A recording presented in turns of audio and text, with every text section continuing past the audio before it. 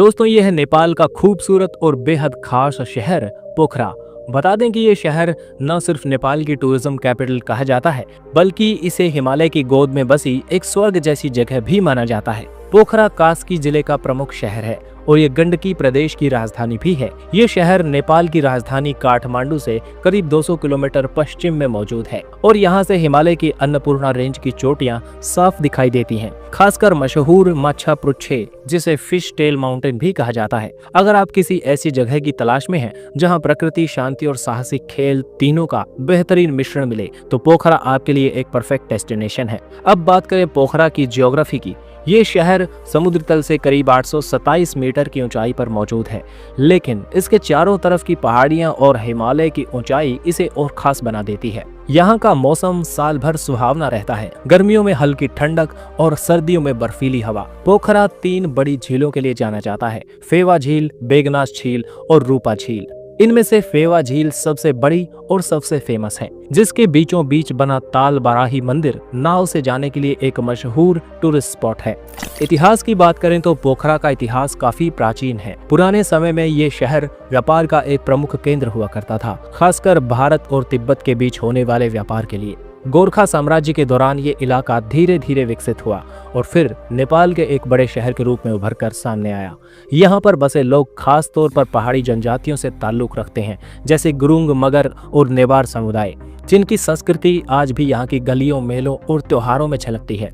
अगर बात करें जनसंख्या की, तो 2021 की जनगणना के अनुसार पोखरा शहर की आबादी करीब 5 लाख के आसपास है। यहाँ के लोग मुख्यतः नेपाली भाषा बोलते हैं, लेकिन आपको हिंदी और अंग्रेजी बोलने वाले, समझने वाले लोग भी आसानी से मिल जाएंगे, खास तौर पर टूरिज्म एरिया में। यहाँ हिंदू, बौद्ध और ईसाई धर्म के लोग भी शांतिपूर्वक रहते हैं। पोखरा की संस्कृति बहुलतावादी है, यानी अलग अलग जाति, धर्म और परंपराओं का समावेश आपको यहाँ देखने को मिलेगा। अब बात करें अर्थव्यवस्था की, तो पोखरा की अर्थव्यवस्था सबसे ज्यादा टूरिज्म पर आधारित है। हर साल लाखों की संख्या में देशी और विदेशी टूरिस्ट यहाँ आते हैं। चाहे पैराग्लाइडिंग करनी हो, ट्रैकिंग पर जाना हो या सिर्फ फेवा झील के किनारे बैठकर सुकून लेना हो, यहाँ कई एडवेंचर एक्टिविटीज होती हैं, जिनकी वजह से ये युवाओं और बैकपैकर्स के बीच खासा लोकप्रिय है। साथ ही यहाँ पर होटल, होम स्टे, रेस्टोरेंट और लोकल मार्केट्स की वजह से कई लोगों को रोजगार भी मिलता है।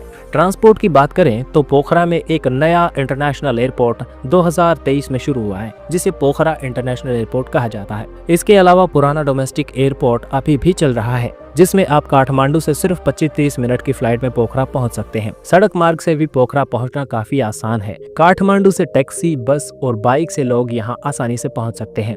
अब बात करें यहाँ के मुख्य आकर्षणों की, तो पोखरा में देखने और अनुभव करने के लिए बहुत कुछ है। देवी का झरना यहाँ पर एक रहस्यमयी झरना है, जो जमीन के अंदर चला जाता है। गुप्तेश्वर गुफा देवी के झरने के पास में ही मौजूद है, जहां शिवलिंग मौजूद है।